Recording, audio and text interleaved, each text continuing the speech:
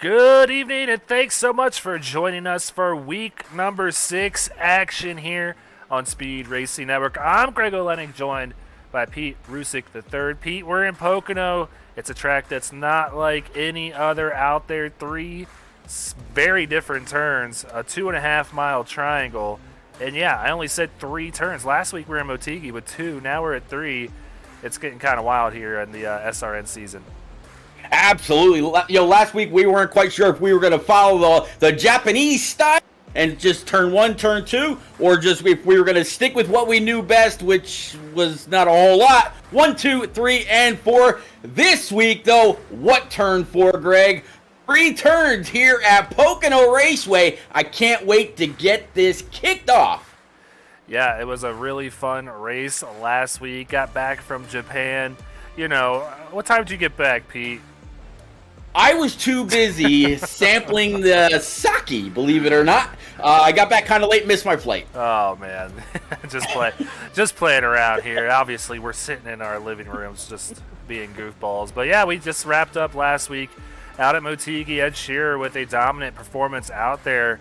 And a lot of people thinking we might see the same thing from him here tonight. But only one way to find out, and that's to get out there on the track. And it is going to be a good 170 laps of action around this circuit up in PA. So before we get out there to the track, though, we got to go ahead and check out this week's Gearing Up segment where I sat down with last week's winner, Ed Shearer.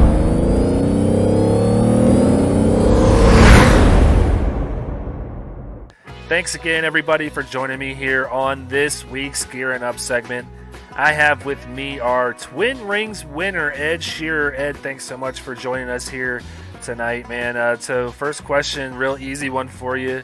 You got the first win out of the way this season. How does it feel to get it off your back early on in the season? How's that set you up for the future? It feels good. To get it off that early. We definitely had strong pace early in the season. I felt like we could have got it at Daytona or maybe even Phoenix. I feel like we had a better car at Phoenix than anything. But, Twin Motegi was just one of those tracks, like, it just fit my, I don't know how to say it, it's like, fit my criteria. It was like one of those tracks you have to tire manage. Yeah, basically. It was like, you just manage your tires, you hit your marks. If you screw up once, then you're going to go out of circuit and make it back up. But I was just able to maintain well at Motegi, and it fit like every track you can possibly imagine. It just felt great. Well, we're all done at Twin Rings, unfortunately, heading towards Pocono next week. How do you feel about your chances as you're getting ready to wrap up practice and head out there for the race here tonight? It's a big track with 3 different turns, requires many different styles to really go out there and be successful at it. How are you feeling about your chances here tonight? I feel okay. Pocono's been one of my, it comes and goes. It's not great to me. It's not bad to me. It's just in between. You just gotta be able to just not make any mistakes, really. Just hit your marks and just know what you're doing. It's gonna be draft on the straightaways, of course, with everything, and being in 5th gear the whole time, and make sure you got your brake bias set right. Take care of the tires. Hopefully, we don't have as many cautions as we did before in Twin Motegi, and I would like to see green flag runs. Green flag runs particularly fit my play style, where I take care of my tires and make sure I'm there in the end. I feel like a lot of these guys don't have that kind of edge compared to what I do, because I mainly set focus on how to take care of my stuff early. So hopefully tonight we get a good run, and hopefully that 97 get back-to-back wins in victory lane again. Well, you mentioned, how you hit your marks and save your stuff. Has your new teammates, your new tank racing teammates helped you perfect that craft? You obviously were really good last season when you ran with us in the truck series, but, you got really 4 strong teammates with you this season, and you got a good captain with Devin Zimmerman, too, helping everybody out. Does that really help you, get an edge over the rest of the competition, you think? Yes and no. I came in and they leaned on me a lot more than I leaned on them. I will say Causey probably and Reese have been more of the kind of person to be on me and teach me a thing or two and tell me like, oh, make this adjustment, you make yourself better on the exit, and like how to be more patient, kind of, as you would say. I'm more of the aggressor, like to try to get it out early and fast as possible and make the track position up. I'm not that kind of passive person that, will take its time passing people, managing its stuff, but I'm more of the guy that will just go to the front as fast as I can and manage from there. But I got more passive as I learned from these guys. A big thing with Dev and Emerson, they taught me a lot about the super speedway and communication, how to better off my communication with the guys. Just everybody that was involved with Tank, even the people that don't race, that we have involved with the Xfinity guys and the truck guys. We host practice almost every day, just about the entire week, and we all make sure we get each other better. Like, we make sure the truck guys are set, we make sure the Xfinity guys know what they're doing, we make sure we know what kind of strategy we have going on. It's just, we all know when to come together and basically help each other when we need it. So it sounds like you're enjoying your time over there at Tank Racing, having to get to know 15 or so new teammates. How's that been? And, is it really a better environment than what you experienced in the past? And, does it make you look forward to what you have coming up here in the future as well? Yeah, it's a lot different. Last year I was with, like a couple of guys every time. We weren't working all together. Some of us would help lower tier guys and everything. Now at Tank, it's just full. Every time we have the practice, we have like about every single driver that's there possibly helping. Between all the dark tank and the regular tank guys, everybody's there. Even, like I said, the crew guys that don't even bother racing, but are just there just to help you get better. Everybody just shows up and just gives their 2 cents of input and tells you, hey, maybe try this, it worked for me. And when I ran fixed here, this is what I did. It kind of helped my tires preserve a lot more on the longer runs.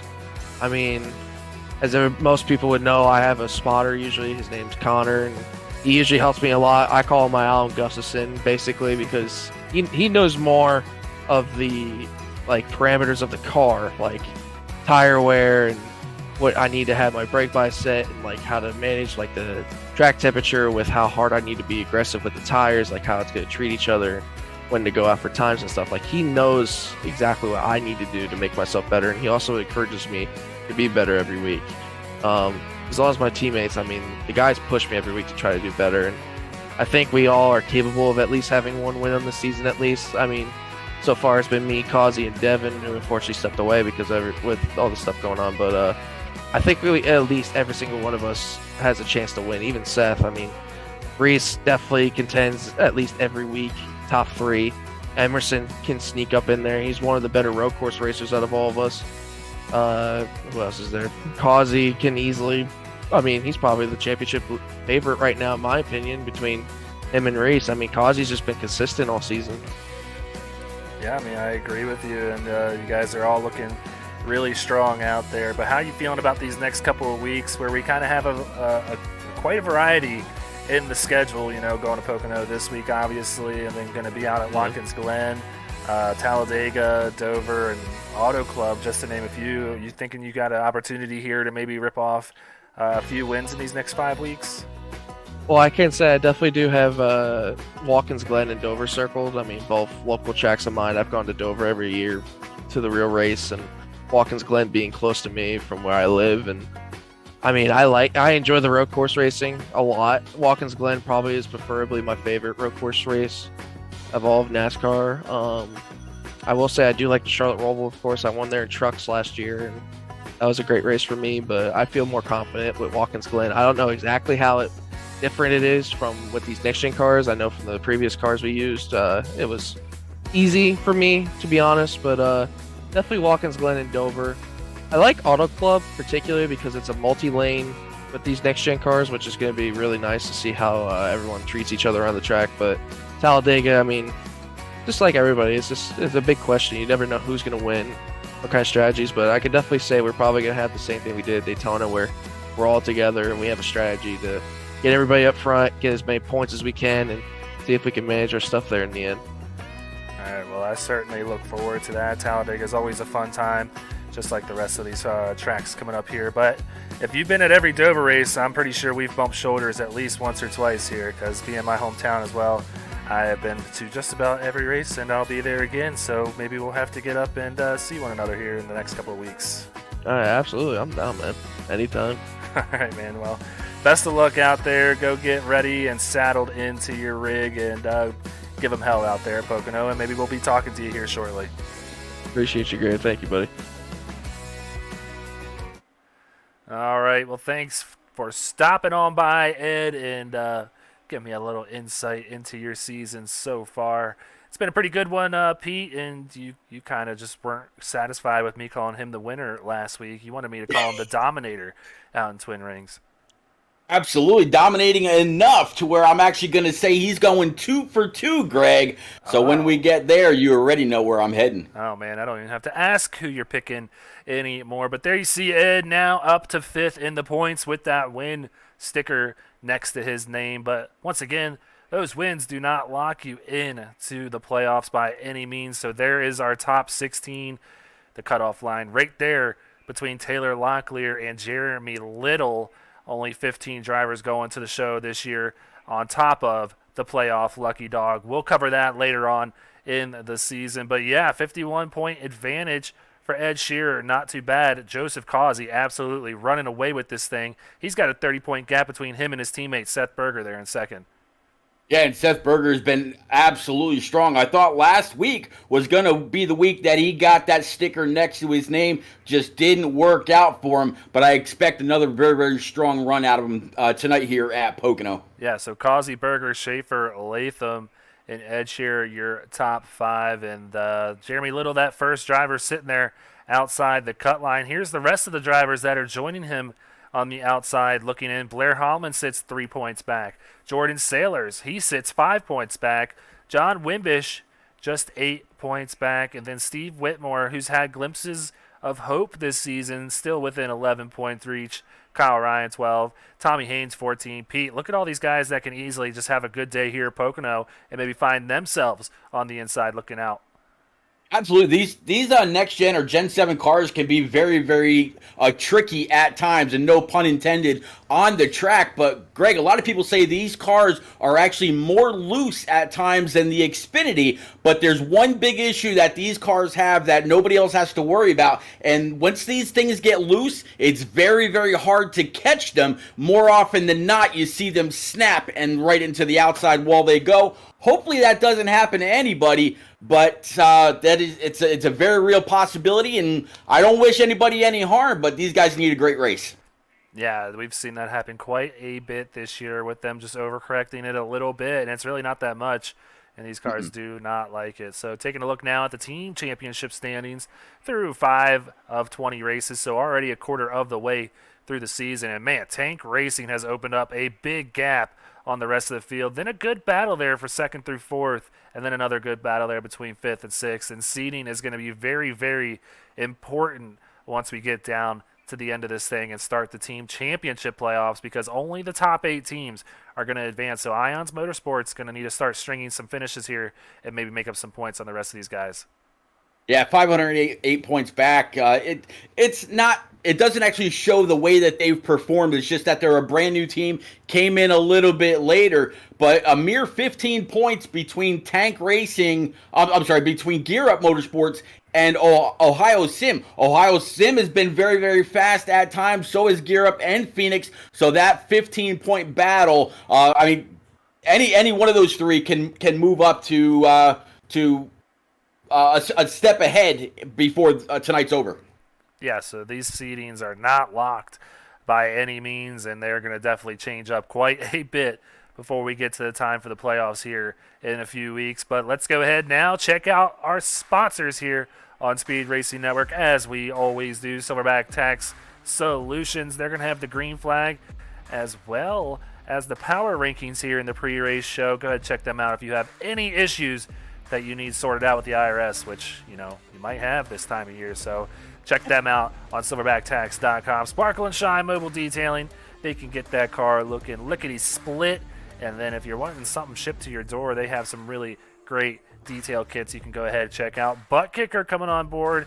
We're going to go ahead and talk about those Butt Kicker hard charger standings here in a little bit, handing out a free Butt Kicker game or two to the winner of those standings. And then TJ's Team Foundation coming on at morethanAcape.org.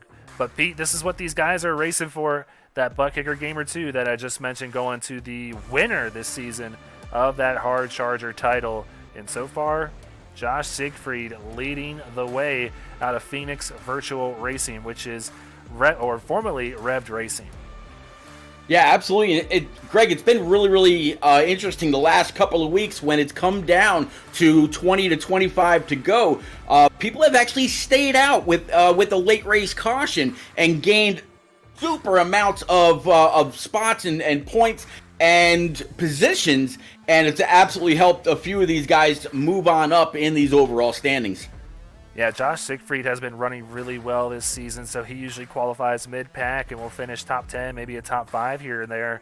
Bobby Anderson has been starting in the back and climbing his way through the field, and Norfleet has been great all season, maybe one or two bad finishes. One coming to mind is Atlanta, so that hurt his standings here in the butt kicker hard charger standings. But that's a look at our top 10, and it's a pretty cool award that we're handing out this season on SRN. So these guys are going to have to really pass some cars if they want to come home with a free butt kicker gamer 2 courtesy of butt kicker. But that's not the only ranking sheet we got to go ahead check out. And Pete, let's go ahead and check out these Silverback Tax Solutions power rankings.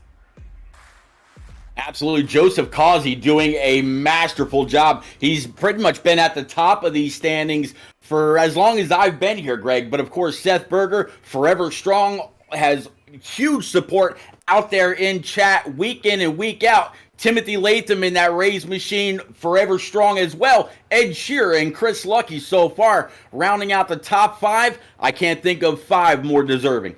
Yeah, then you got Josh Siegfried, Reese Schaefer, Lane Holzler, who's a rookie here out of Ohio Sim Racing. He's found himself in the top 10 the last 2 weeks, moved down 2 spots from number 6, and then Robert Norfleet and Brad Herman. So yeah, Robert Norfleet not having the last 2 weeks that he's wanted. He's fallen from grace a little bit, dropped to 9th from the 3rd position. Brad Herman moving into the top 10 after not being ranked in the season so far. But yeah, you mentioned Joseph Causey. Last week, would you believe it, Pete, was the first week that he did not score a top 5. And where would you guess he finished? I would have to say 6th. Yes. So he was one position away from being 100% on the season in that top 5 column. So he is most deservedly worthy of that number 1 positions. And, you know, he's got to compete with his teammate there, Seth Berger, who was also number 2 last week. But you're right. I totally agree to an extent with Sean Griffith on these standings. And I like the top 5 and how they look. But definitely some hard chargers on the outside and looking to make their way. And got Emerson Ardon, Michael Politis, Jeremy Little, Scott Kalal, and Matthew Grayhouse, all drivers that we've seen in the top 10 in these running orders here of late in the season.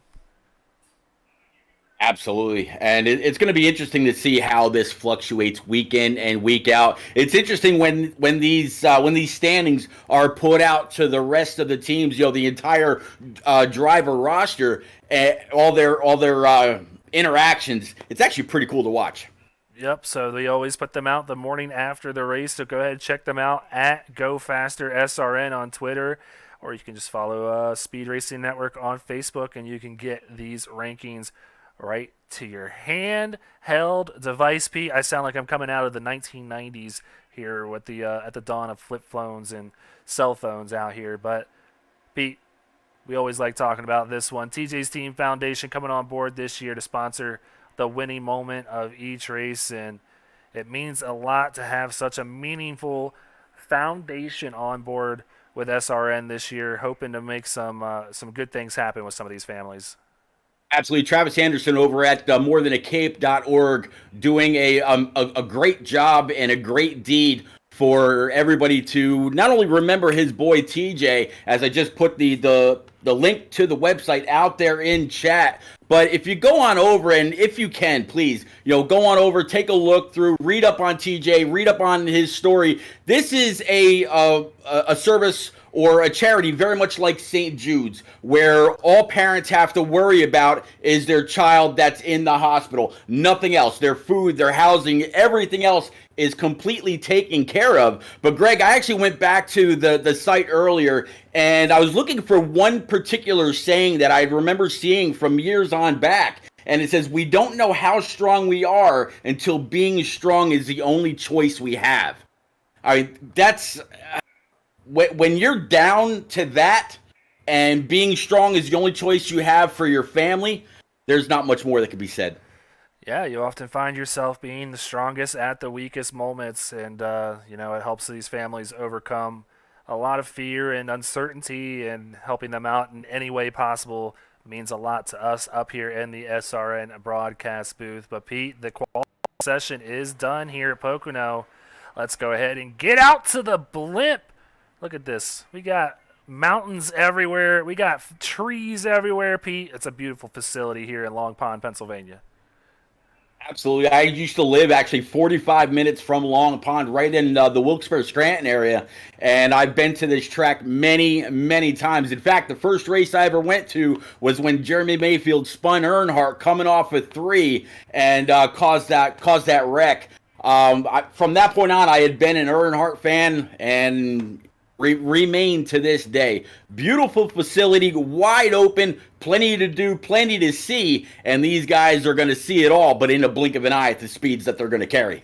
Pete, I'm going to go out on a limb and say half of the drivers in our field tonight weren't even alive when that happened. I got to give you a hard time there, throwing out Mayfield and Earnhardt into the mix. But yeah, some great races here throughout the years, as well as here on SRN. So I expect a lot of the same here tonight. But there you see it, 2.5 mile tricky triangle out here, track temperature of 99 degrees. So not too shabby, a pretty good temp out there for these guys to really help save those tires here. But Pete, here's the starting order for race number 6 of 20, and Reese Schaefer going to come away with the pole tonight. Robert Norfleet just to his outside, about 56 thousandths of a second off of the pace of Schaefer. Brian McAvoy there in third, with Ed Shearer in fourth. Yeah, Ed Shearer did a pretty good job in that number 97 Boss Machine. And then P number 5 is going to be Timothy Latham in that Ray's Camaro for Gear Up Motorsports. P6, Corey Saucier for Rat Pack in his number 3. P7 is going to be David Duke, also for Rat Pack, in that number 78. And then Michael Politis for Gear Up, also just a mere almost 3 seconds off the lead. All right, and then Emerson Ardon going to be there in 9th place, another 0.3 off the lead there. Taylor Locklear going to round out the top 10. Scott Kalal there for Phoenix Virtual Racing in 11. Seth Berger in 12. But we got a long pace lap here, so let's go to the next 6 rows. What do you say, Pete? Lane Holzler in 13th out of OSR. Matthew Greathouse in 14th. Britt Van Meter there in 15th. Byron McDonald going to be in 16th with Josh Siegfried and Jordan Sailors there in row number 9. Absolutely great field, very, very large field again. I believe I saw just about 33, 34 cars that are going to be out here on track trying to get it done at the hashtag what turn 4. Oh, Greg, how about a little bit of trivia? Can you name where the corners are derived from? You know, I already answered this in the pre-race show, so I'm going to go ahead and sound right for 2 times in one day. It's Trenton, Indianapolis, and the Milwaukee Mile. You can't put it past me twice, Pete. Well, I just thought maybe before you were on your game, and I might catch you off it now. But yeah, Trenton Speedway is where turn 1 comes from. Turn 2 is for Indianapolis, and then, yeah, turn 3 off of the Milwaukee Mile, which is exactly where these guys are coming through right now. Greg, that pace car is about to make that left turn towards Albuquerque. Here we go. Yeah, he's off the track, and the field is in the hands of Reese Schaefer, and that Silverback Tax Solutions green flag is just a waving there in the flag stand. We are underway here in Pocono. I was really checking to see exactly how wide these guys might go, but then I remember that SRN has a rule, no passing or no changing lanes before the start stripe. So pretty clean start for everybody. They are 3 wide going through turn number 1, but it looks like so far the 17 is going to be able to maintain. A couple of shifts a little bit behind them, but not too much going into turn 2. Yeah, it's thrown me off almost, Pete, with just how big this track is. These cameras are sitting, staring down these straightaways, waiting for these cars traveling 190 plus miles an hour, and it just seems to take forever for these guys to make it all the way down the straightaway. But hey, we're coming off of turn number 3. Reese Schaefer has a healthy gap between him and Robert Norfleet. He is going to lead the first lap on the evening. Boy, if you thought the backstretch was long, here they are now on the front stretch, just coming across that start stripe to complete lap 1. The front stretch here at Pocono is the longest in all of NASCAR. Some people thought it might have been Indy or Dega or whatever. Nope, Pocono holds that honor. Yep, so here we come off of turn 1. This car is just ripping on by 3 wide right there on the exit, and now this very long, what they consider backstretch, barreling down towards turn number 2, which is mirrored after Indianapolis. So there they go through turn number 2.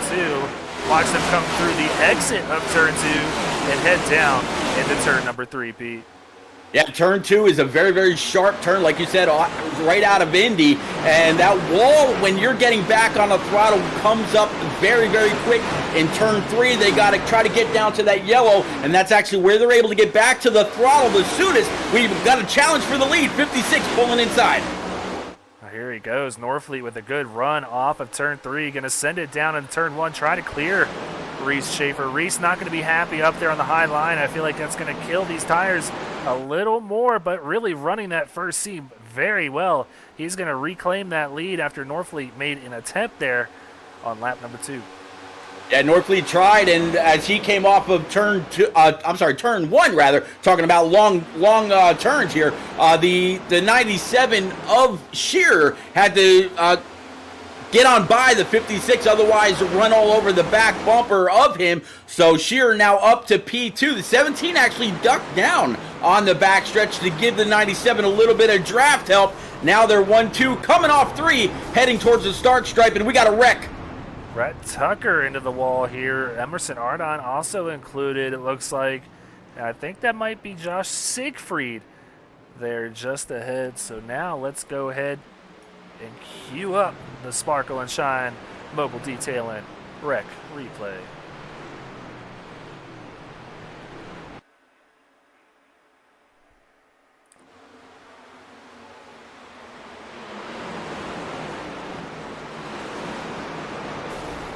Like Causey shot got turned by possibly Emerson Ardon right there.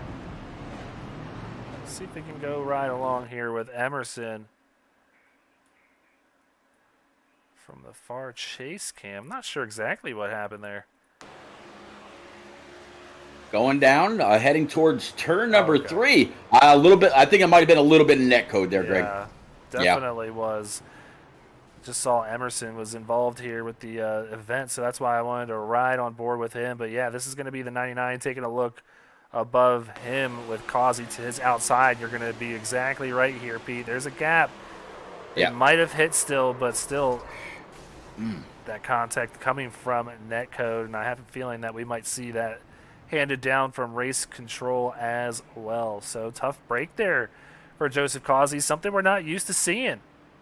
No, not at all. I mean, leading the power standings, it's not something that we see at all. Otherwise, he wouldn't be where he is with the kind of stats that he has. Very, very unfortunate for that 99, but he'll come on down pit road. Being such a very large track, he'll be able to spend a little bit of time in his pit stall, get some damage repaired. It won't be like new by any means, but he'll be able to get some of it fixed and come on back out before the pace car puts him a lap down. Yeah, so the highest running car opting to come down and get 4 fresh tires is going to be David Duke, who started this evening in 7th place. So going to be back in about 23rd by the time he comes out of this thing. Middle pack here at Pocono can be a little dicey sometimes, so he is going to have some hard work working that way back to the front.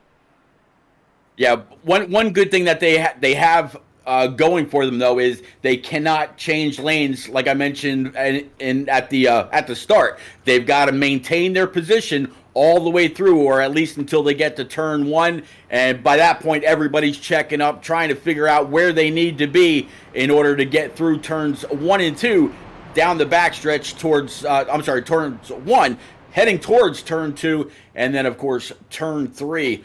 Very, very large track, Greg. Again, 2.5 miles of wide open spaces for a lot of these cars to gallop.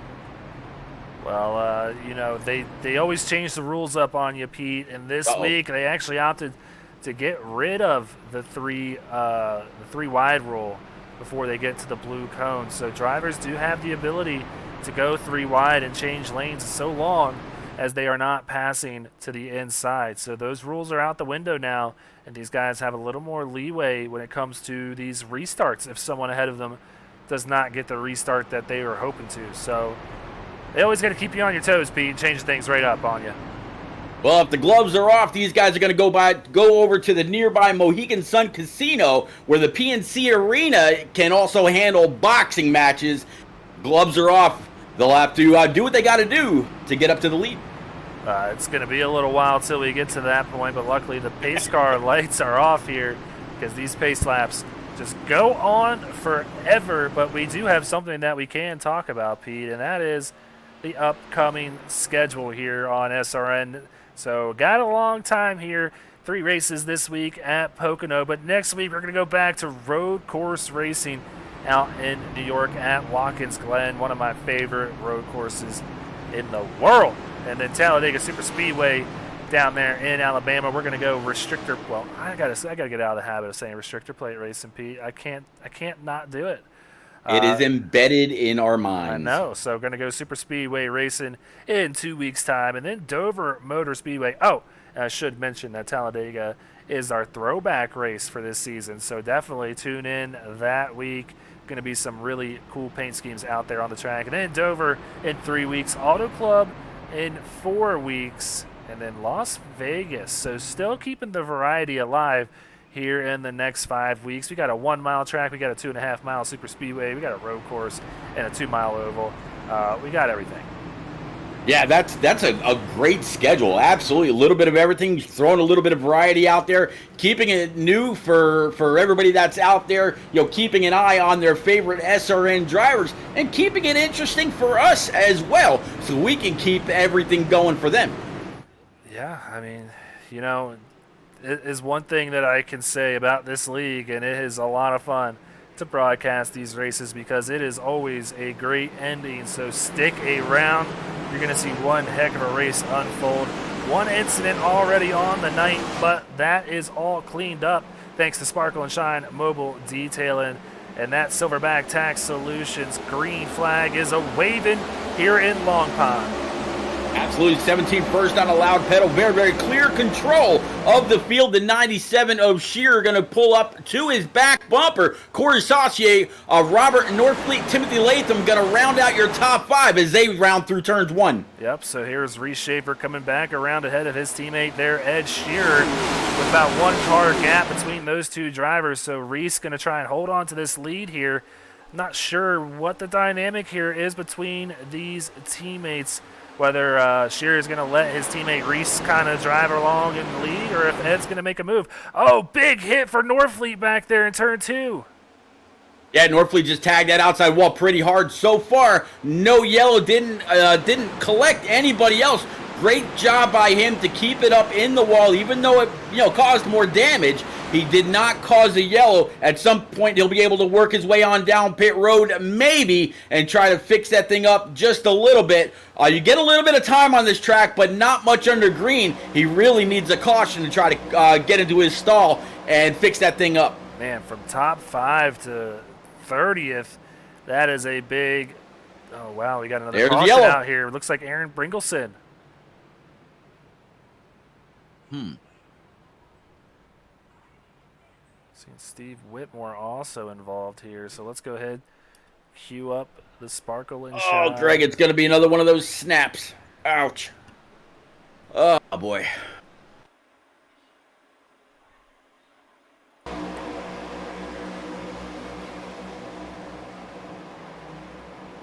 Oh, wow.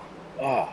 A very fast part of the track entering turn 1 right there. Thank God this is a sim race, because that would have been really bad if that was a live crash. Let's go ahead and see if we can get a better angle of it here. This is in turn 1, watching them come towards us. This car in the middle of your screen. Oh, he gets a little help there from David Duke, it looks like. What I remember years back, actually being at the race when Jeff Gordon went through the grass, his brakes failed, and then Jimmy Johnson did. And I think I also remember. No, Bubba wasn't in the sport then, but them going through the grass and absolutely trying to knock the end of the turn 1 wall down. I mean, the cars looked like a pancake when it was all said and done. But yeah, very, very lucky that this is just a sim, not real life, because that would have hurt. Oh, that would have hurt big time. And what hurts too is them putting that penalty there on the 78 of David Duke there. So tough call by the admins, but I think it's the right one. He was involved there, and yeah, just very tight racing heading down into turn number 1. So David Duke is going to have to pay the piper here and go and take an EOL penalty. He'll restart at the back of the field. Yeah, starting in 30 something, we'll just say, because there are a couple of guys that are 1 or more laps down due to fixing some damage. He'll be able to work his way back up. If he's up there right now, he's got a pretty strong car. He'll be able to motor his way on through. So watching the cars come on down and take 2 to go. We're going to go ahead and step aside real quick while we have the opportunity to do just that and take a few commercial breaks here. We will be right back. Want to be a part of an established league on iRacing? A league that's competitive, fun, and above all fair? Look no further than Speed Racing Network. Originally known as Mid-South Madness, SRN has evolved into a league that can bring the best out in any given driver. Drivers work their way up through the ranks to hopefully one day call themselves a champion of Speed Racing Network. If you're interested in joining, don't hesitate to reach out to league admins to claim your spot today, and maybe you'll end up in the history books. If you're interested in becoming a sponsor in Speed Racing Network, feel free to head over to www.speedracingnetwork.com and reach out to an admin today. And as always, remember to go faster. Silverback Tax Solutions specializes in dealing with IRS tax problems. If you are receiving threatening letters from the IRS, or if the IRS has placed liens or levies on your property, Silverback Tax Solutions can help you find relief. We have worked with hundreds of people to resolve their tax problems. If you're behind on filing your taxes, it's never too late to get on the right track. Silverback Tax Solutions can help with that also. Don't let another night go by where you lose sleep worrying about the IRS or your taxes. Head over to www.silverbacktacks.com or call 662-996-4357 and contact an enrolled agent today. We can help you gain peace of mind and deal with those problems for you.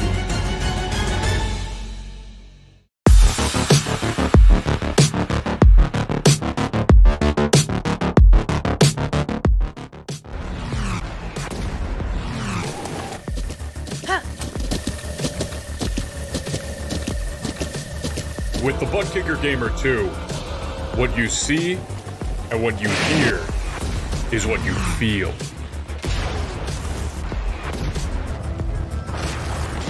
Butt Kicker. The future is feeling.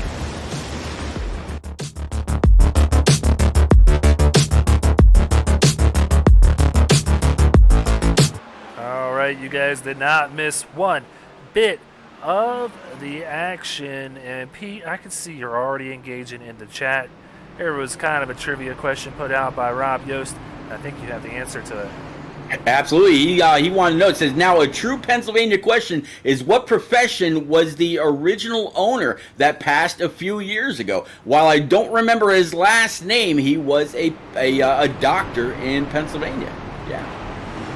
See, I wouldn't have gotten that one. So you guys got me there, but I can tell you, Pete, what the best breakfast meat up in the Mid-Atlantic Pennsylvania region is. Do you know what it is?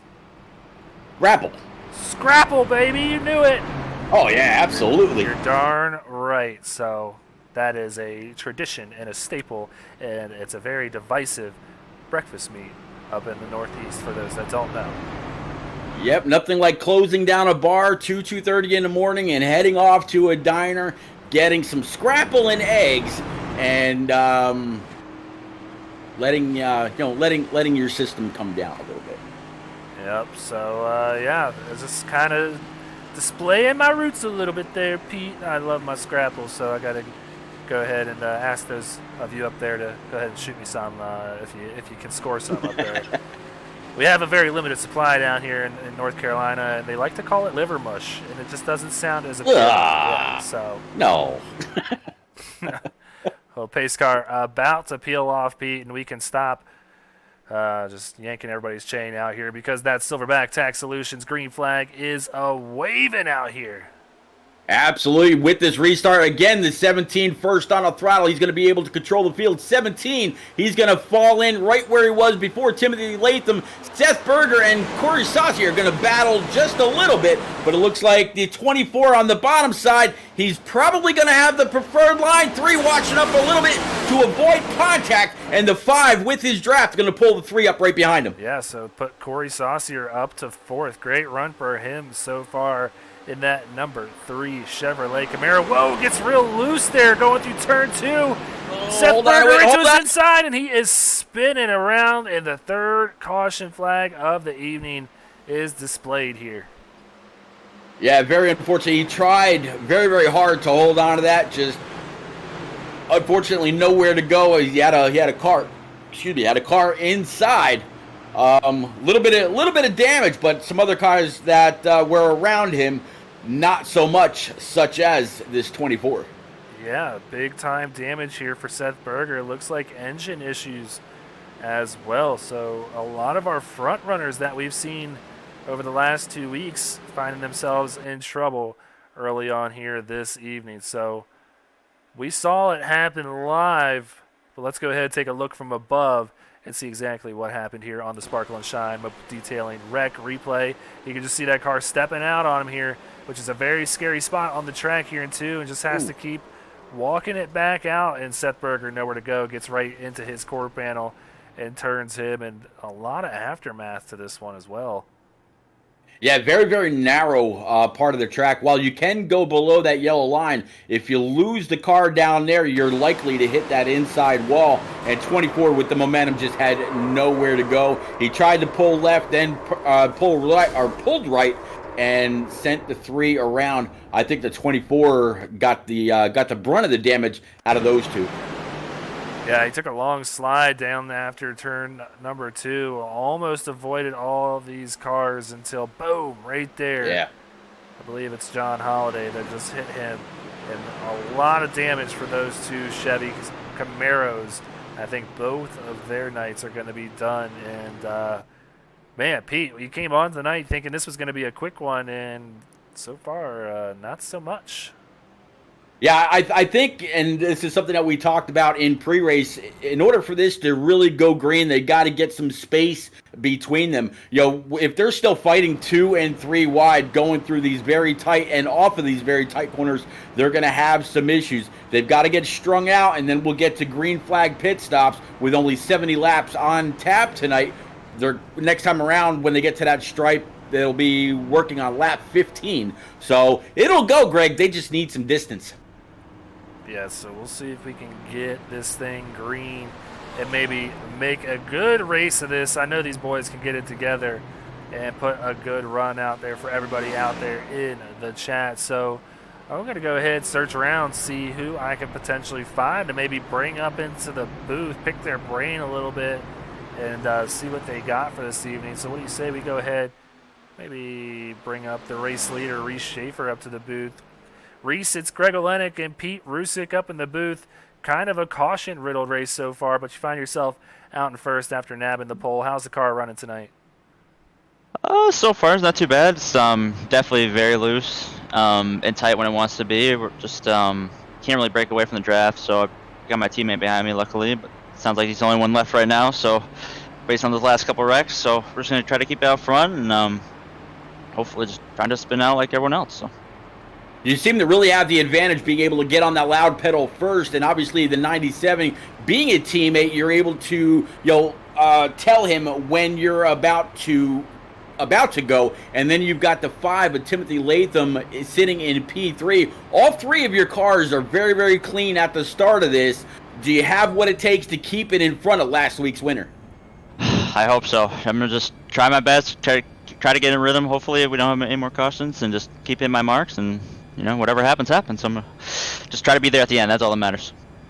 right, Reese. Well, we appreciate you coming up and stopping by the booth here. We'll send you back down to your teammates. Go ahead and get focused. I believe we got one lap to go till green, and best of luck, man. Yep. Appreciate it, guys. Thank you. Doubling up. All right. Well, Pete, I accidentally just moved myself into tank racing. It's a Monday for us here on SRN. And, yeah, so we'll send Reese back down there into his team and see what these tank boys can put together because, yeah, they are having a rough go of it here so far. But, hey, they got the top 2 spots, even though a few damaged cars back in the pits. Yeah, there's actually quite a few. As the 24 went across the track between turns 2 and 3, kind of bottlenecked a lot of cars and just nowhere to go. These cars absolutely do not stop on a dime, even though they got bigger rotors, bigger brakes all the way around in these next gen or Gen 7 cars. It still takes a while to stop when you're doing a $160 plus. Yeah, I mean, I'd say, out of the 34 car field that we have here tonight at Pocono, which is a great field here at the Tricky Triangle, we only have 22 cars that I don't think have any damage, and we're not even to the quarter way mark yet, Pete. So these boys just gonna have to buckle in, learn a little patience, and have a little give to not so much take as well. Yeah, the 17 and 97, if they can continue to work together the way they've been, the 5 right there with them, and now the 79 of Brian McAvoy has moved into P number 4, and Matt Greathouse, Greathouse, 2 guys that we haven't mentioned so far throughout the first 15 or 16 laps. Great time for them to move up, see what they got, but pace car's off. Leaders back on the throttle. Here we go, Greg. Yep, Silverback Tax Solutions, green flag, waving loud and proud as these guys barrel down into turn number 1. Ed Shearer getting the edge over his teammate on that restart. We'll see how it works out headed through turn number 1. Yeah, it looks like he's actually going to be able to go ahead and take the lead. So 17 was talking about his car being a little loose earlier. I would imagine by now they've got to have just a little bit of a neutral feel to it. Even though it's not a whole lot of green flag laps on these tires, they have had a few heat cycles, so we'll see what it does. But 97, as strong as he was last week, looks pretty strong here, and we were actually kind of comparing the turns at Motegi to Pocono, so no surprise in seeing the top 2. Yeah, so Ed Shearer very well could go back-to-back here this evening. Seemed confident in the Gearing Up interview that I did with him before the race, and no reason not to be. You knocked that first win of the season off the belt, put your 4th win on your career here in SRN in your belt as well, and you feel pretty confident heading to the Tricky Triangle. So trying to go through the field, see what kind of battles we got. Not much to this point. Everybody kind of settling down like I thought they would after 3 early cautions here tonight at Pocono. But, yeah, this battle not going anywhere now because Timothy Latham knocking on the door of Reese Schaefer. He wants to get out and control this thing. Gearing Up Motorsports having a great night so far. Absolutely. That 97, I've known him now for quite a few years. Actually, you and I both going back to our NNR days. Once this guy gets a little bit of confidence into him, if he goes on a spree of just poles and top 5s and wins and whatnot, that's pretty much him putting the league on notice that he'll be the man to beat. I don't believe he was in the top 10 power points. I think we might see him next week. Oh, he was definitely top 10. He was number 5 in the power rankings. Yeah, so I think he was lower about 8 or 9 last week, and Sean definitely moved him up after a strong performance in Twin Rank. We know who Ed Shearer is. He's won plenty of times, and he is definitely putting the league on notice, even though we've had 5 different winners this season in 5 races. So he could be the first repeat winner on the season. Kind of fitting, considering we just saw William Byron do the same thing this past weekend at Martinsville. Yeah, very, very interesting week at Martinsville. you know that something had to have happened when my wife said, hey, did you see what happened in Martinsville? Where she normally won't pay attention to NASCAR. She loves her short track racing, going to Orange County or South Boston or something like that. But, the bigger guys on the bigger tracks, on the bigger circuit, but man, when she saw that fight, she said, hey, did you see that? Oh, don't get me started with that fight, Pete. I have my own opinions on it. But, yeah, you're going to see that in racing, and I'm sure a few of these guys want to fight the others here and there. But luckily, they're separated by thousands and thousands of miles. They don't have to worry about it. But riding on board with Matthew Greathouse taking a look to the inside of Brian McAvoy. Going to put the pass there on the 79. Move Matthew Greathouse up into fourth. I just want to show you what it's like going down this long front stretch here at Pocono. Get up to 190 and still barreling down to turn number one. They're going to max out at about 197 before they're hard on the brakes, trying to get this thing all the way to the bottom to hit that apex and really get a good run off the two. Greathouse is looking pretty good right now. Yeah, he really is.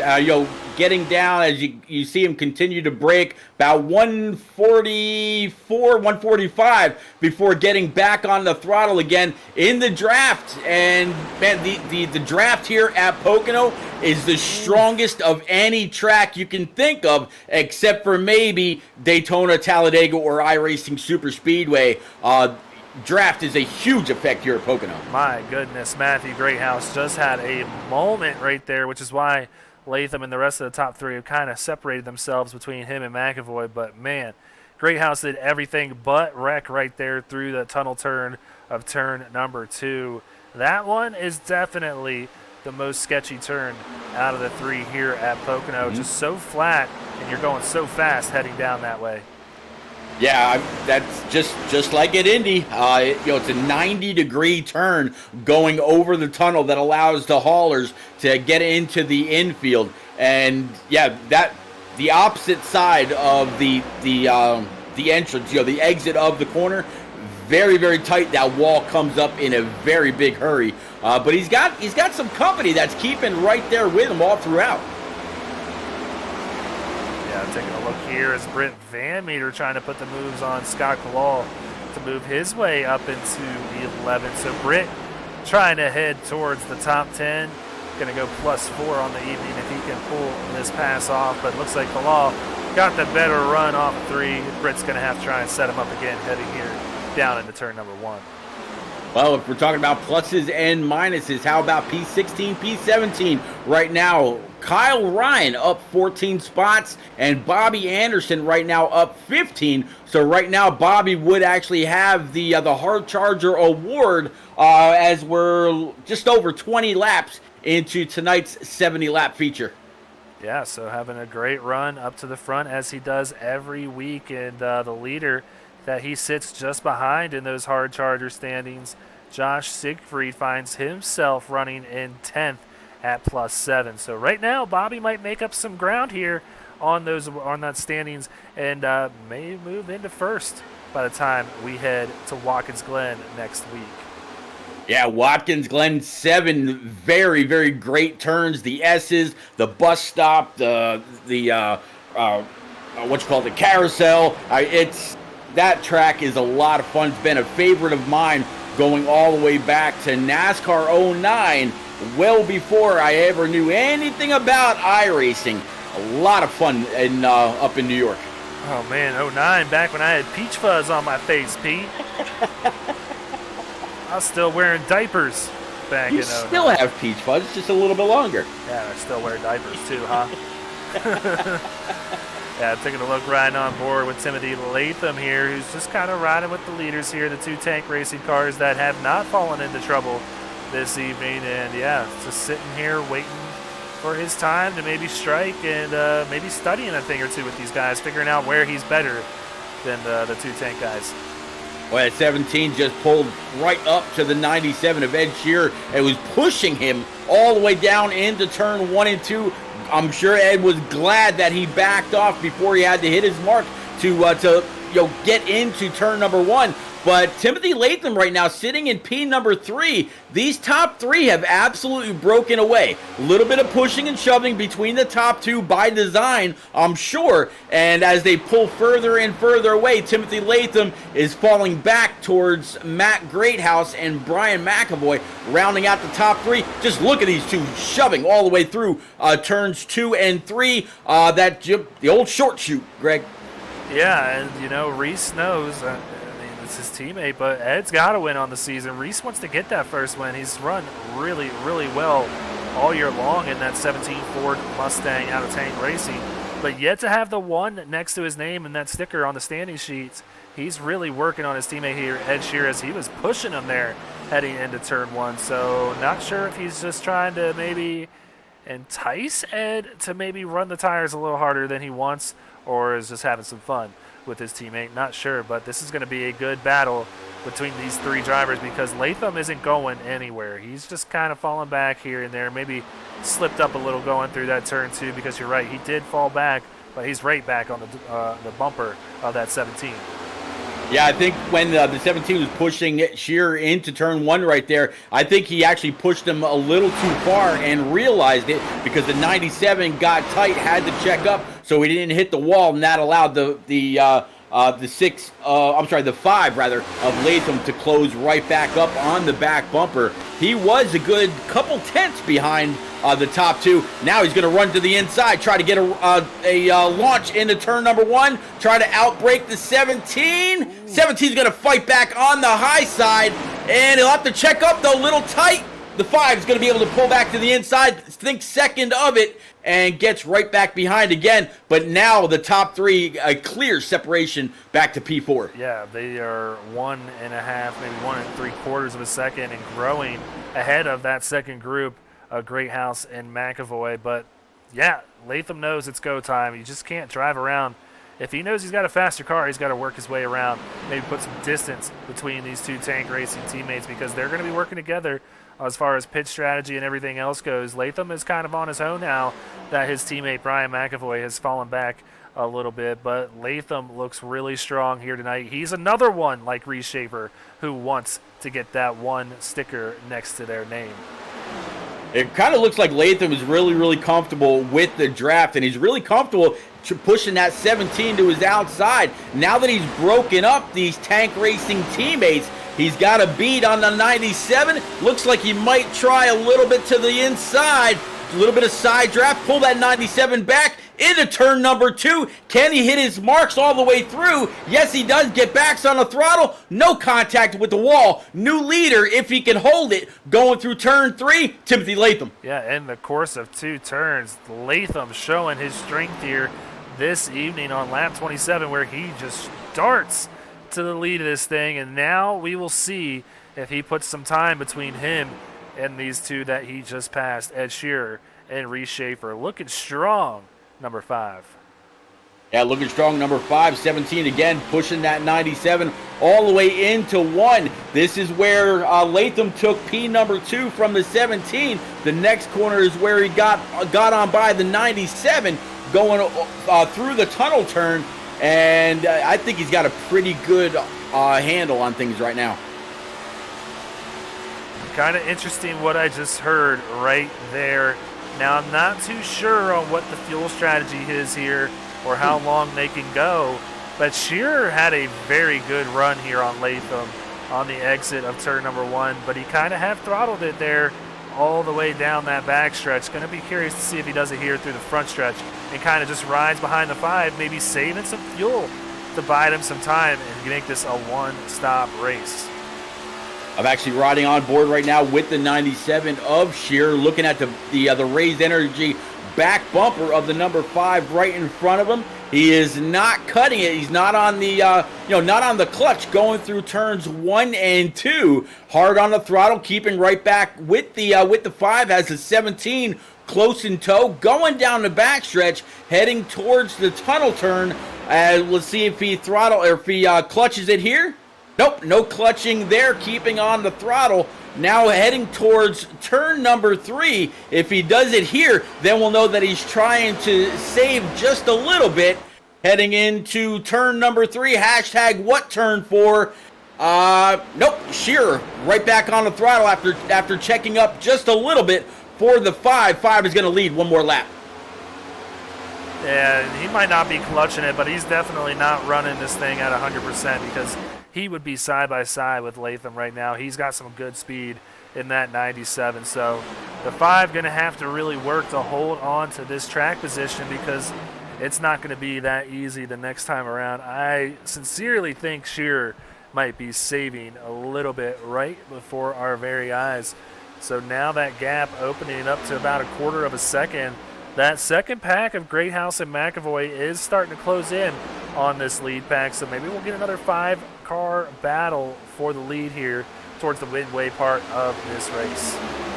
Well, we'll have to see. I mean, yeah, the 97 could be saving a little bit instead of trying to find his way around the 5. Could it be, a little bit of strategy like you might see at a Talladega or a Daytona, just saving a little bit in the draft rather than running up front where you expel the most amount of fuel?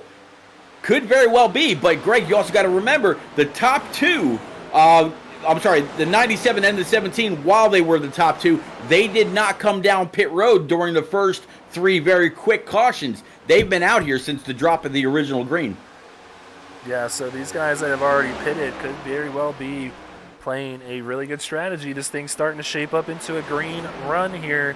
You might be seeing some green flag pit stops here in a moment. But yeah, this battle between the top 3 is not going anywhere anytime soon. Shearer right on the bumper of Timothy Latham and Schaefer on the bumper of that 97. So let's go ahead and see if we can find some battles here. We got Politis making a move on the 61 of Lane Hosler. So actually, Lane Hosler putting the move on Politis here. He's going to move up to 7th, up 6 positions from where he started this evening. Yeah, the draft along these walls is something. If you think about like a Michigan or an Auto Club or something like that, they always say that the cars are faster closer to the wall because they break the wind resistance. I don't know if that's a real thing or not, or if it's just a draft of somebody that you're behind. I don't know, but they always say the cars are faster up by the wall. Well, that's why we're up here in the booth now, Pete, because we don't know if that's true or not, but I'm going to take their word for it. And, yeah, I'm just going to believe in science. There you go. Well, battle here between, I believe, this is Norfleet with the banged-up car.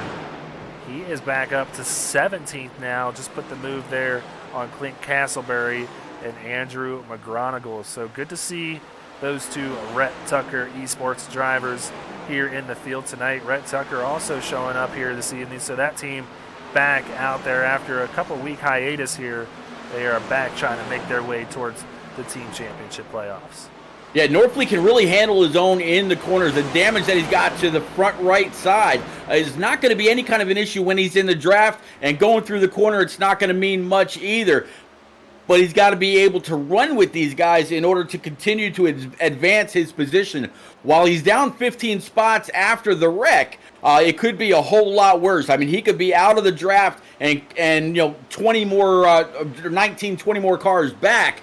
But no, he's sitting right about mid-pack. He's got the 18 of Bobby Anderson in front and Clinton Castleberry in that 12 right behind him. Yeah, so we'll keep note of his progress. He's going to have a lot of work to do to get back up to where he's running, but he's got a fast number 56 even with that damage. So heading back up to the front, nothing changing here as we are 1 lap away from the halfway mark here this evening. Timothy Latham still in charge of this one, but not breaking away by any means from Ed Shearer and Reese Schaefer. But these guys starting to separate themselves away from Greathouse and McAvoy just behind them, and then a big gap on back from 6th through 10th. Yeah, when you look at these leaders and you go back to P number 4, we're talking over 2 seconds as everybody out there in chat can keep up with the scoring pylon. Guys doing a phenomenal job, but I tell you what, when push comes to shove, Greg, as we see the leaders coming on down pit road, when push comes to shove, the teammates are going to work well together. that might leave the 5 out to dry. Yeah, we got Shearer, Schaefer, Greathouse, Politis, Kalal, Justin Smith, and Britt Van Meter all in on this lap. So this tells me that they cannot make it a one-stop race, and I'll be curious to know if maybe a Norfleet or a Bobby Anderson or Kyle Ryan or David Duke, one of those guys that pitted later on after that second or third caution, I wonder if they come and make this a one-stop race. It's going to be good if this thing stays green all the way to the end. Yeah, working lap 35 right now, halfway down. There were a few cautions, so those guys were able to save a little bit under those cautions. So, yeah, I would imagine that they're going to be a couple laps short as we watch the 5 Raise Energy Camaro for Timothy Latham hit pit road speed, 65 mile an hour. You don't want to speed coming in, but you need to be as aggressive as possible. That way you maintain some kind of track position, 65 all the way to your pit, and then try for that great exit out. Yeah, it's kind of a misleading pit entry because it gives you a lot of confidence heading into it, but you can easily overstep and get a speeding penalty here at Pocono. But that time by, Latham, Hosler, Sailors, Herman, and Taylor Locklear all opting to come down pit road, and that's going to give the lead over to the 60 of Phoenix Virtual Racing's very own Joshua Siegfried. He is currently in the lead of the butt kicker hard charger standings and currently in the lead of this race this evening, so we'll see if he opts to come down pit road this time by. I would imagine he probably would. I do see a little bit of damage on the front right-hand side of this number 60 Phoenix Virtual Racing as well. He's going to stay out one more, and he's got the 78 of David Duke pretty close in tow, definitely within draft. And then Kyle Ryan up 27 spots right now, sitting in P number 3. Yeah, all kinds of new names up into the top 10 with Siegfried, Duke, Ryan Anderson, and Norfleet there in the top 5. Clint Castleberry, Andrew McGronigal, Blair Holloman, Chris Lucky, and Nathan Rogie rounding out the top 10. So only 11 cars, I believe, out there still yet to pit on the lead lap. So we've had about half of the lead lap cars opt to come down and take their first stop on the evening. We'll see how long it takes a lot of these guys that did stay out longer and come down to top off under those yellow flags. See how long they can stay out as David Duke makes the move to take the lead from Siegfried. Yeah, David Duke getting underneath. Kyle Ryan still sitting in P number 3. Here comes the 60 of Josh Siegfried down pit road. So it's been, 4 laps since the 97, the 17 came down pit road. Just 2 laps since the 5 came down pit road. So that means that even under those caution laps, there were 3 pretty quick cautions, all almost in succession. I believe the last one was just shy of lap 15. So I think we're going to see a rotation of cars here over the next several laps come on down to go ahead and grab 4 brand new Eagle Feel Goods, fill it up, and come on back out one more time. Yeah, David Duke last pitted on lap number 10, so he is 28 laps into this run on tires and fuel. I have to imagine he can't make it much more than maybe another lap or 2 out here. But hey, we'll see. That 78 still looks pretty fast. Has a good lead on those drivers behind him, so really no danger on staying out. And yeah, like I always say, some of these guys have been burnt big time when it comes to pitting under green flag conditions. You often find yourself battling your inner monologue, wondering if you come down or not, because that caution comes out and it traps you a lap down. You're in for a tough day at the races. So I see Michelle Johnson giving Seth Berger a shout out, saying #BurgerNation. Unfortunately, Michelle, I hate to inform you that your boy Seth has had a rough evening this evening. Currently sits 12 laps down in 28th position. So we appreciate your support as always, Michelle, but Seth had not had the night he was looking for here this evening. Yeah, albeit not of his own doing, unfortunately, just wrong place, wrong time. But I tell you what, a guy that's in the right place, right time right now, we were just talking about that 56 of Robert Norfleet. Sitting in P number 3, he's got that damage, but he's keeping right there with other cars staying in that draft, like I mentioned just a little bit ago, Greg. And he's really got to be hoping for a caution so he can come on down when you know most of the guys would come back down again and fix up just a little bit more of that damage. It's only popped up slightly on the front right-hand side. I don't really see a whole lot on the right-hand side as they flash on by, or I should say the right-hand side of the actual car. I just see it on the hood. So the going down the entire length of the car, I guess I should say, looked pretty good. Just that little bit of buckling. Yeah, the car looks fast. I mean, he's holding his own with Kyle Ryan right now, making a move here for second potentially. Gets good momentum heading down this front straightaway. Kyle Ryan opting to go down to that inside lane, kind of break the draft a little bit, but then that gives Andrew McGronigle the draft to the inside. He's going to pass both these guys and now leads this thing because we totally missed it. David Duke opted to come down pit road that time. Yeah, it had to be just about that time. From 15 to 41, you're talking just shy of 30 laps. That sounds about right when you consider the amount of laps that we ran under caution in the very beginning of this race. So, yeah, right. I think about 25 to 28 is probably their pit window. This battle for the lead, though, is a great one, even though these drivers are on older tires. Really close battle here between McGronigle, Norfleet, and Ryan. Looks like McGronigle and Norfleet opting to both come down pit road. That's going to leave Kyle Ryan out there, as well as him and maybe 4 other guys. Clint Castleberry, Blair Holloman, Chris Lucky, and Corey Saucier, all the only drivers on the lead lap that have not pitted. So they last pitted, all of them, on lap 13. And as I said, that Corey Saucier come down pit road. So I'm curious now because it's starting to make me feel like these guys might be able to make it on one more stop. That would really bode well for Kyle Ryan here. Yeah, very, very much so. I mean, in this number 91 Toyota Camry, and he's got a good 2.2 seconds back to Clinton Castleberry, so a pretty good lead. If he is truly the one that's able to stretch it out the furthest, because he came in under the last caution close to lap 15, as he's going to come on down pit road this time on lap 42, exiting on lap 43. Yeah, I think this might be his last stop. Yeah, so Clint Castleberry able to stretch it out another lap. He is now our leader, so going to have a lot of lead changes to decipher here through the scoring and figure out just how many people led a lap here tonight, get that extra bonus point, which is going to, Norfleet, a big hit to the wall there on the exit of 1. Not showing any damage there, maybe just on our screen. That was a big hit there for the 79 out of Gear Up Motorsports.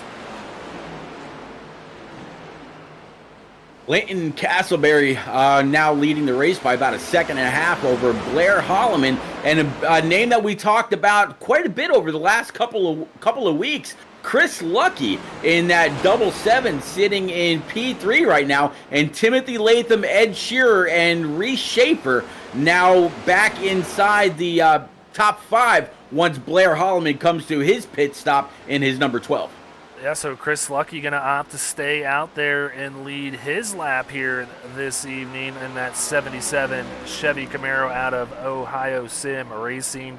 That'll be a very well-earned point to go into the bonus point column. But yeah, Chris Lucky now the last driver on the lead lap to come down and pit here under green flag conditions. So, man, this might be a game-winning call, Pete, if it stays green here this evening. I completely agree. The 3 that are behind Lucky right now, Timothy Latham, Ed Shearer, and Reese Schaefer, and it looks like they actually they're 17.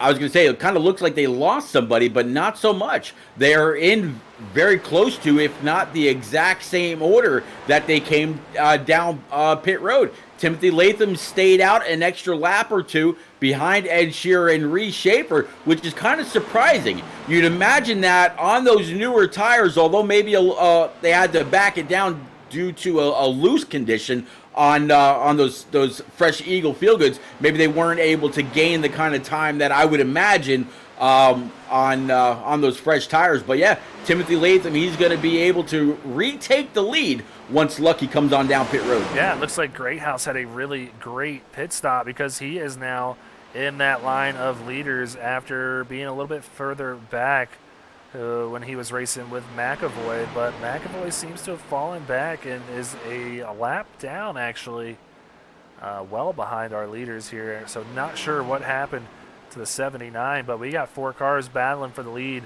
once Lucky decides he's going to bring it down pit road for potentially his final stop on the evening. He's going to keep it out even longer.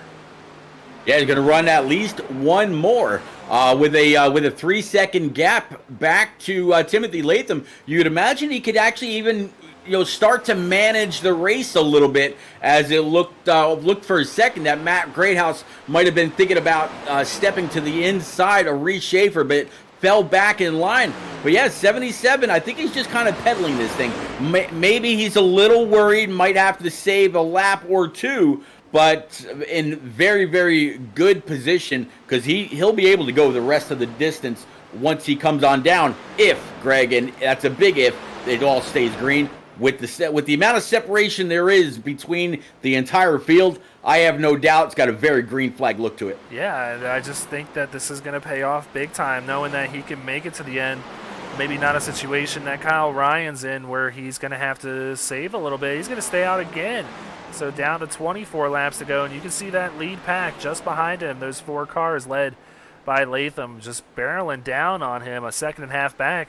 But he doesn't care about that because he knows that these guys are going to have to pit again, and those guys are already, trying to do the math in my head. They're about 10 or 11 laps already on their run here, so they're going to be much slower than that 77 when he decides to come down and pit as well. So I am very intrigued by how this could play out here. So definitely buckle in, guys, out there in the chat. It's hashtag #GoFaster time. It's going to get wild here on SRN.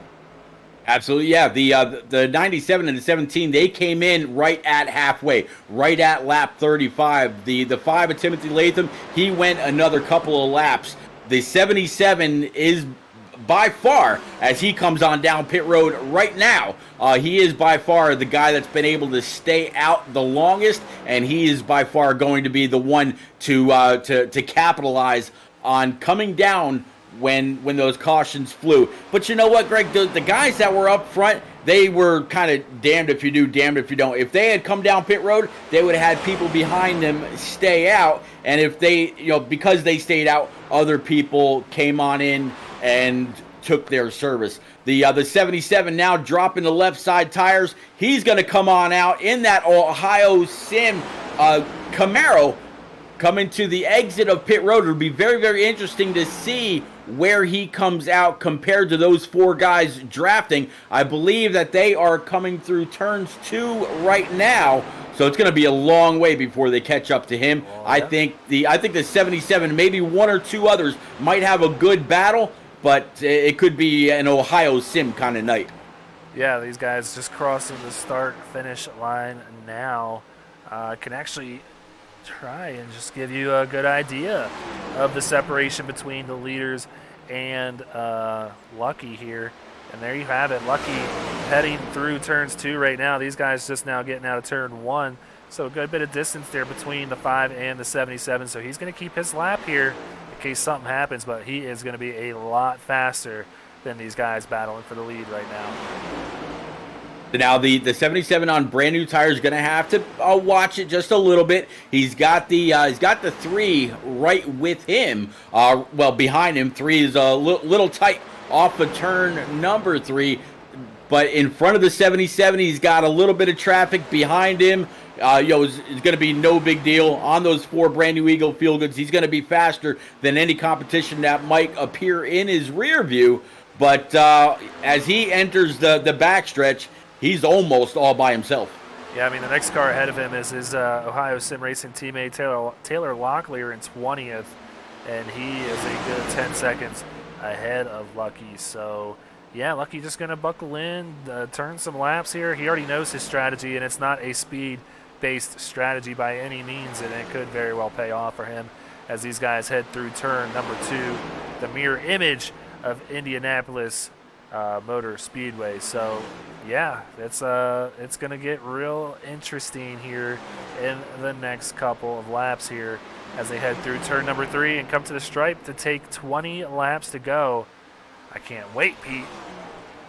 Yeah, it's going to be really interesting. I mean, when the 97 and the 17 pit on lap 35, so you got to figure they're already better than halfway through their fuel load. They know that they're already thinking about pitting, maybe thinking about just right side tires, or maybe thinking about no tires, just taking fuel, try to make up the most amount of track position they can. They've got fast tires, not only on the initial start, but it seems like on the long run as well. It may not be over yet, but that 77 and a couple others definitely able to go further than them. Yeah, well, it just goes to show you how much further the 77 went, because we got 3 of our leaders on pit road. Scott Kalal, Jordan Sailors, and Justin Smith all coming down pit road this time to get their final stop on the evening. So, yeah, it is quite a spread on the old strategy sheet here this evening, and it's only going to make it even better once we get down to the end of here. But Latham get out to a pretty big lead there. Just shows you how quickly they can close the gap with how long this straightaway is. Yeah, 4 cars packed up together, just like at a super speedway, can absolutely go faster than 1 car by itself. So as long as they continue to work together, they might have something, might be able to make up some time. But that's about the only thing that they might have going for them, is the amount of speed that they've got over the 77 of Lucky and a couple of others. But I don't think it's going to be enough of a difference. The track's just too big. It is. And, yeah, just curious now to know when maybe one of these guys pulls the trigger and comes down pit road to make their final pit stop, because these leaders are not going to be able to make it by any means.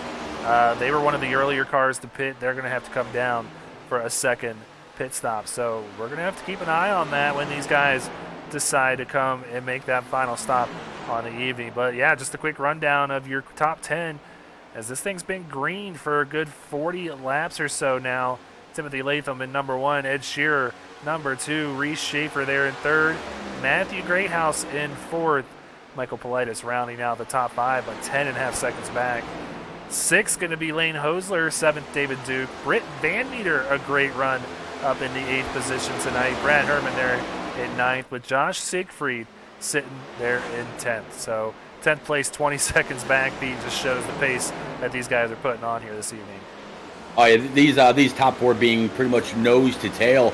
I mean, right now they've got a little bit of separation between them, but with the draft as strong as it is here, I mean that's nothing. They close in a matter of feet as they come off the corner. And now Timothy Latham, he's actually got a car in front of him that he's going to be able to pull off of just a little bit going down this backstretch before they get to the short chute between turns 2 and 3. Yeah, that's 20th place Scott Kalal, who is the next victim to fall a lap down on the evening. So he is going to be trying his best to maybe maintain his position on the lead lap. Pete, I'm not sure if you've noticed this yet or not, but I'm going to go ahead and pull up this camera right here. Take a look at that helmet Timothy Latham's wearing. We got a stormtrooper in the house.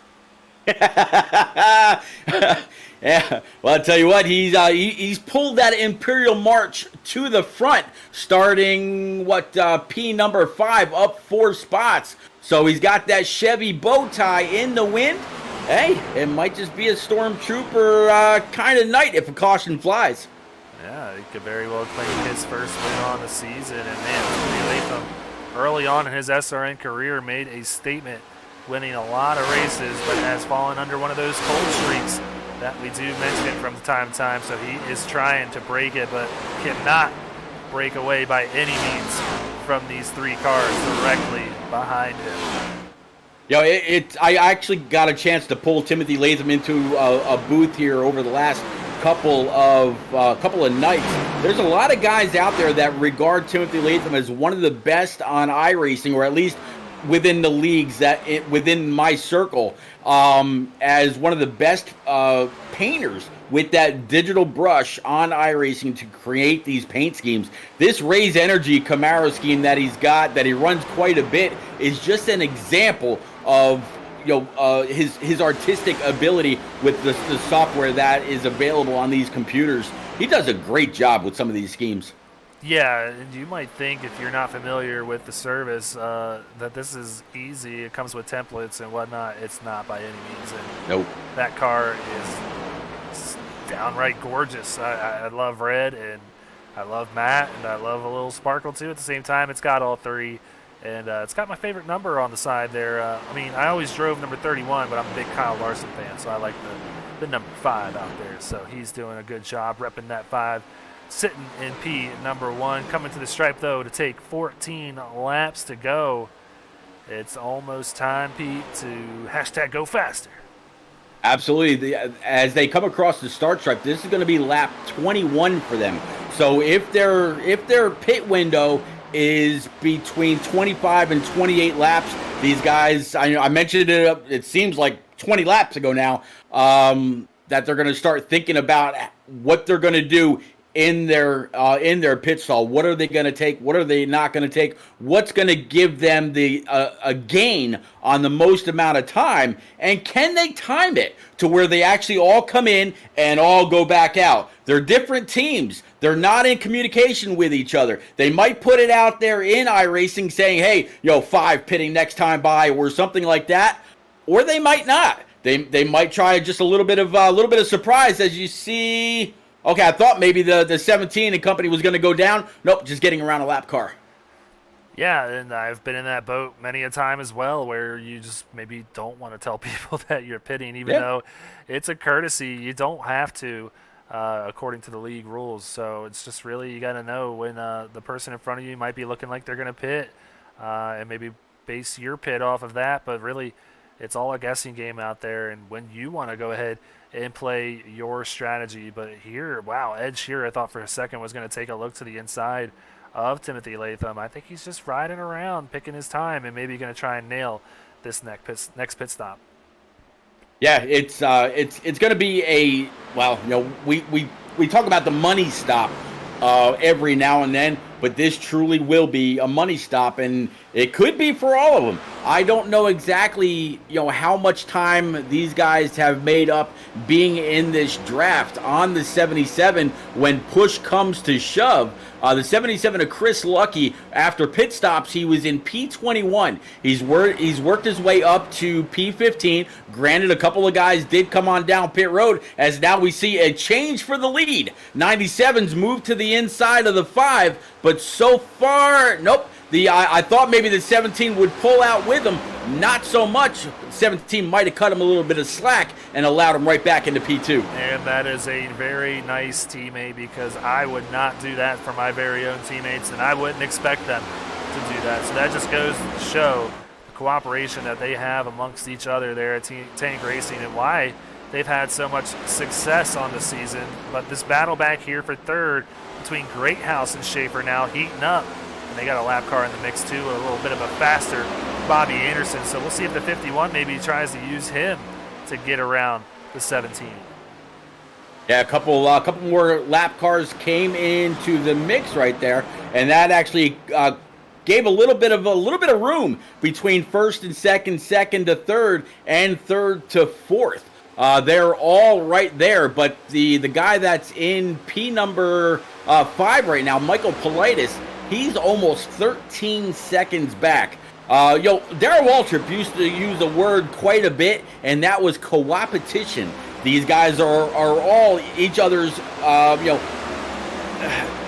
arch nemesis, or competition. But here they are, all working together for possibly their greater good when it's time for their checkered flags. As you see the 3 behind the 5 coming down pit road. Yeah, I almost like to call it, and I just came up with this beat, chaos on a canvas.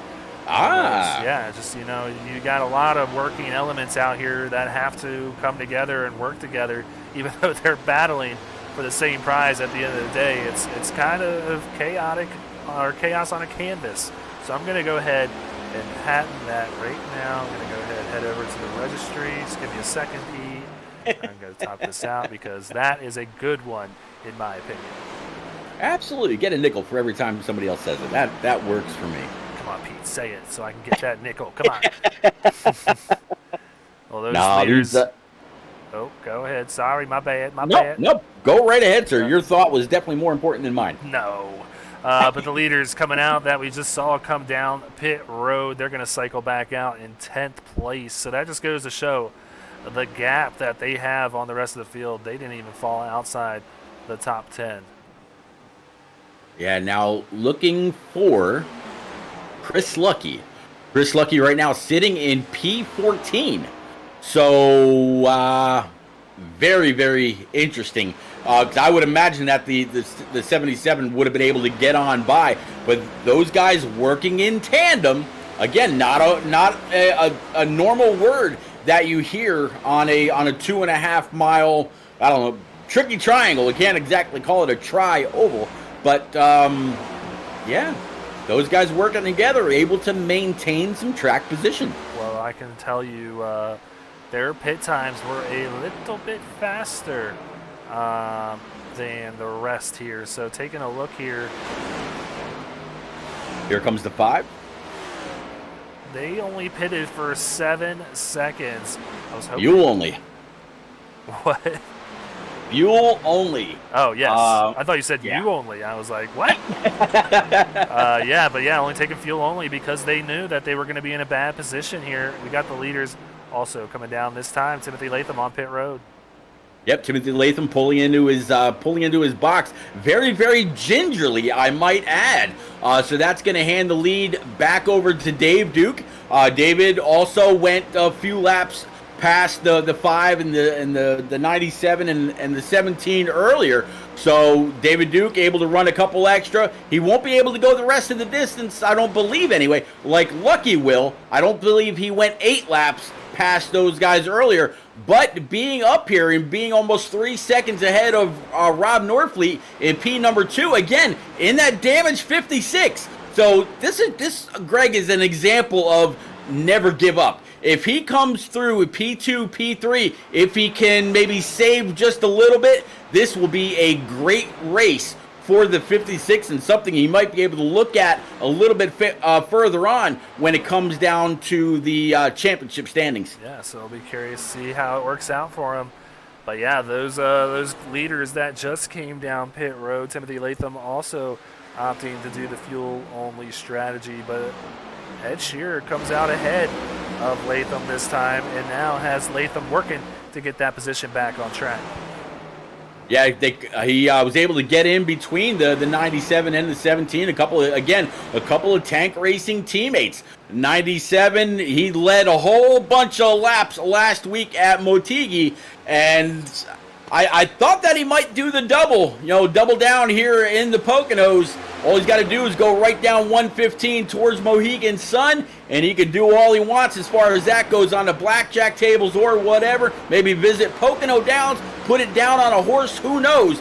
But 97 now got passed by the 5. I see some tire conservation possibly going on. Yeah, who knows? We'll have to see. But coming to the stripe now to take the 5 to go mark in this race. What a great run it's been after a yellow start to this one. 3 quick cautions to kick this thing off, but then a 50-lap green flag run. We've seen 2 separate green flag stops from a lot of these drivers, and it's come all the way down to this one, Pete. Yeah, it's going to be interesting to see if Dave Duke is going to be able to hold on. Robert Nordfleet, Andrew McGronigle, Blair Holloman, Kyle Ryan, who stayed out very late earlier, and all cycling back through to this 5 Raise Energy Camaro for Timothy Latham. So this really is anybody's race depending on who's the best on fuel. Yeah, I was trying to check out there to see if he was in fact saving. Doesn't seem to be doing so maybe David knows he can make it, or maybe knows he's not going to make it, just out there holding on to that track position for the time being. Maybe get a lucky caution here late in the race. But here's a battle for 4th between our 2 leading contenders so far for that butt kicker hard charger, Blair Holloman. Whoa, they got really close there. Yeah. If Kyle Ryan pulls off this move, though, they will both be sitting at plus 26 on the evening. I tell you what, he's got a little bit of damage on that hood. He's still got the front clip that might be helping him just a little bit, but Kyle Ryan, pretty intact. Toyota right behind him. That 06 Mac Go Tools Camaro ailing a little bit. Yeah, it's seen better days for sure. But hey, he's running fourth right now, and he's gonna be feeling good if he can get this thing around the circuit 4 more times and come away with a top 5 and a little bit of cash in his pocket too. So David Duke now down to 4 laps to go. If he can make it all the way in this thing, I have to check the scores, the sheets, the record books, Pete, but I think this might be Mr. Duke's first career win. I'm going to go ahead and do some digging here. Well, you go ahead and do that, but I'll tell you what, right now, David Duke has a friend in his rear view, and we're talking about Taylor Locklear in that 00, those old buckshot numbers. If he can continue to ride right there with him, he's not pulling him along in the draft, but he is giving him a little bit of a shove down these straightaways, and I'm sure he absolutely appreciates it. So if the 00 sticks with him, he could actually help this 78 win as they come across the stripe. It's going to be 3 laps remaining, 3 tiny laps, and only, 6.5 miles. Yeah, and I did my digging, and man, I am good at research, Pete, because I found out David Duke has a win, and it was in the Xfinity Series. So this would be his first ever Cup Series win, and it would be a good one if he can pull it off using some strategy. So has 3.5 seconds behind him and his next closest opponent, Andrew McGonigal. So really nothing to worry about as long as he can make that thing stick all the way around for 2 more circuits coming to the stripe next time by to take 2 to go. Can David Duke get it done and pull off a heck of an upset this evening?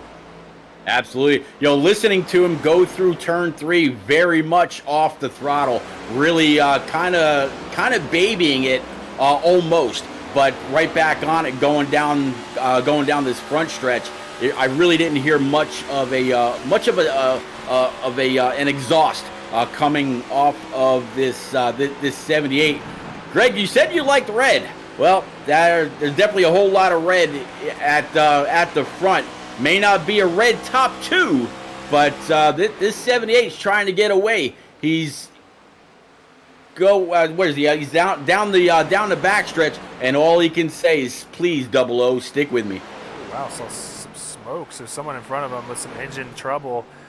But I could tell you for a fact that he is babying that thing. He's letting up very early on in the turns and is trying to save all that he can. But I think he's made his bed now. He's going to run this thing dry if he has to. He's going to come around. Oh, he's going to pit. No, is he out? He's really saving. Really saving. And Andrew McGonigal, he's now just 1.5 seconds, and it doesn't really look like the 94 is closing in big fashion. He's kind of fluctuating between 1 and 1.5. Now just about 1.2 seconds behind. Could Andrew McGonigal come up, or did the 78 just allow the 00 to get on by, get in his draft, and pull him to a win? I don't know, but you got 2 turns to find out. That gap maintaining, losing a little bit because he's definitely lifting early on in the turns.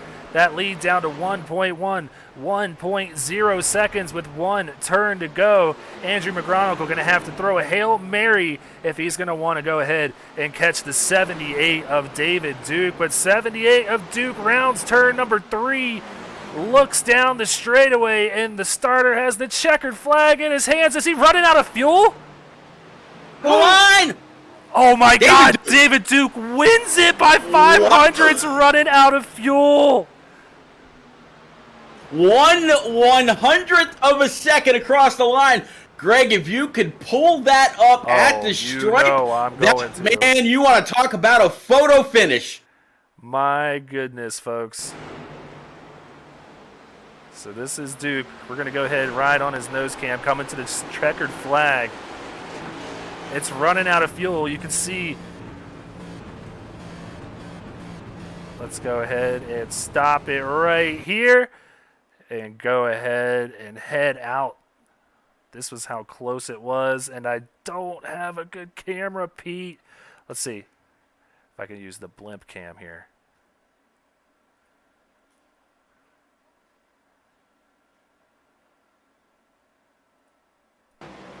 Oh, that's hard to do with these. Yeah, yeah. Come on, There SDK, you go. hook me up. Yeah, yeah. There. I mean, that is literally the close right there.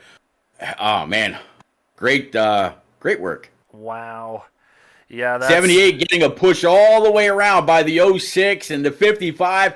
They're all going to push him on back to victory lane. He won't be doing any burnouts, but he will have that winner sticker on his car next week. Congratulations, David Duke. absolutely. Let's give him his TJ's Team Foundation Cup Series winning moment. There it is. Just, take your time, graphic. I just hit you 5 seconds ago. You know how it is, Pete.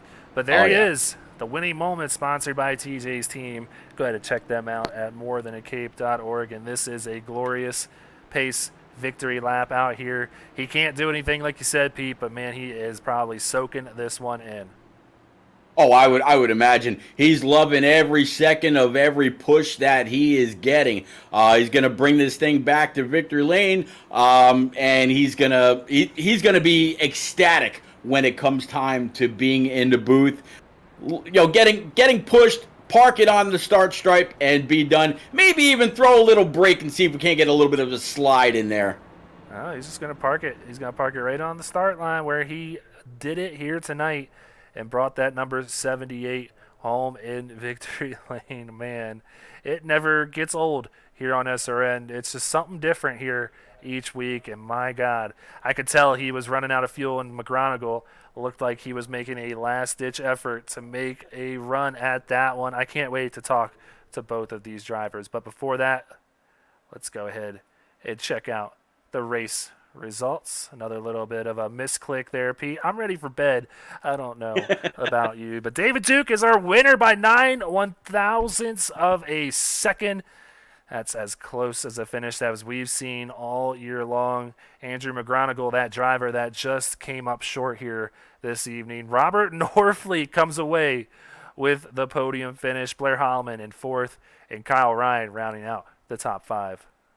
Absolutely. Matt Greathouse going to bring it home in P number 6 in that number 51 Chevy. P5, Timothy Latham, that Raise Energy Camaro. That was very, very strong. Ed Shearer and Reese Schaefer, the 97 and 17, worked very, very well all race long. It's just the fuel strategy ended up biting them at the end. And to round out the top 10, that 77 of Chris Lucky, we thought that he was going to have it in the bag, but fuel versus fuel and tires, I think, is what kind of did him in, Greg. Yeah, and Castleberry in 11th, Hosler 12th, Michael Politis there in 13th, Scott Kalal in 14th, Bobby Anderson in 15th, Justin Smith 16th, and you got Corey Saucier there 17th, Britt Van Meter coming home in 18th, Josh Siegfried 19th, and Taylor Locklear going to round out the top 20. Out of those drivers, Blair Holloman coming away with the Butt Kicker Hard Charger Award for this evening's race at Pocono. So I have got to get to these drivers and pick their brains because that was not the top 3 that we were expecting. So let's go ahead, bring up Robert Norfleet. Robert, thanks for joining us up here in the booth. It's Greg Olenek and Pete Rusick. Man, did not expect you to be finishing here in third after the start to your race this evening. What did it take to get this thing up to the front and just kind of maybe catch a little luck along the way? Hey, Robert, you got us?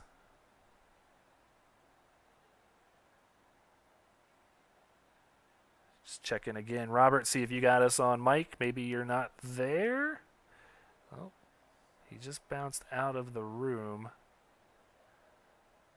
Guessing he's going to try to come on back in.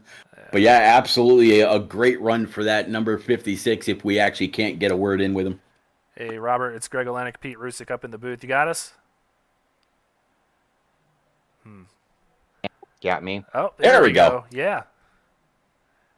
So yeah, what it took to get the finish was strategy and fuel mileage. I screwed up, qualified second, running good. Got loose in the tunnel and got in the wall. So, but it ended up working to my advantage. We definitely saw a little bit of damage on the front right. It really seemed like the hood was buckled up a little bit, but all the way down the right-hand side of the car, it looked pretty clean. How much did you actually have to rely on draft to maintain track position, or was the damage we were seeing worse than your car was actually handling? I think the damage you saw was worse because after I got it fixed, I didn't really have to rely on the draft. So like I say, those early cautions ended up being a blessing. Had I not got into the wall and that not happen, I'd probably been on the same strategy as Latham and Schaefer and those guys, and wouldn't have been able to use fuel mileage to my advantage. So it was kind of the curse ended up being the blessing. Well, Robert, you're a rookie here in SRN. You got your teammates out here in chat cheering you on. They're excited to see you come home with a podium finish. But, man, you've been running really good this season, sitting well in the top 10 of the standings now. How's it feel to kind of hit the ground running here as a rookie and maybe start setting the tone for a lot of these races? We're used to seeing your face up here now. It's fun. Every week's been fun. Every week's been a challenge. Had some good runs, had some bad runs, of course, but feels good and it's fun. All right, man. Well, before we send you back down to your Gear Up teammates, you got any friends, any family, any sponsors you want to give a shout out to? Yes, my team, Michael Politis and Timothy Latham and Brian McEvoy, they're really good about helping us all get on the right page and learning the tracks and practicing together in a good chemistry. So, yeah, to the Gear Up Motorsports folks. All right, buddy. Well, man, congrats on the top 3 here tonight. Great run in that 56 machine, and we'll see you next week out at Watkins Glen, man. Best of luck. All righty. Thank you, sir. All right, well, that was Robert Norfleet, who came home in the 3rd position this evening. So now let's go ahead, bring up Andrew McGronigal to the booth. Andrew, first and foremost, man, am I saying your last name correct? Yeah, Greg, man, you nailed it. All right, perfect, man. Well, congrats on the 2nd place run here tonight. Tell me about that, finish. It didn't go in your favor, but, man, you had me screaming up here. What were you thinking coming off of turn 3 there? It got overexcited. I was just telling David that I made the racetrack probably, 100th longer by going down 4 lanes. I should have just sucked up to him as long as possible and then turned down. If I could do it over again, I think I could make up that difference. Could have went a couple laps earlier too. I had about 0.7 of a gallon left. Well, Andrew, you're in the 94, brand new ride for you, and so far so good in Team Ford. A P number 2 here at the Triangle. Any part of this race, other than the last 200 yards, that you would like to take back that you think might have been the biggest difference maker? Yeah, I really don't know how to answer that. Honestly, the top 5 would have been a win. These cars are a handful to drive, and I don't race them enough to really get the good feel of them. Like these guys that were up front, man, they're blistering fast. So, yeah, man, just keep it in one piece. Half the field decided they didn't want to make it past 10 laps, so that kind of opened up strategy a lot for everyone. Well, tell me, Andrew, if you're showing up next week, how does this race kind of feed into maybe picking up some momentum here about halfway through the regular season, heading to Watkins Glen, which is, I feel like, everybody's favorite road course out there. It's a very, very user-friendly road course. How's it feel maybe picking up some momentum, and what do you think you can make of this season now that you have a 2nd under your belt? You think you can get that win? Well, we wouldn't show up if we didn't think we could, right? But and I'm not a good road racer at all. Work's been super busy. I think I've made half the races this year.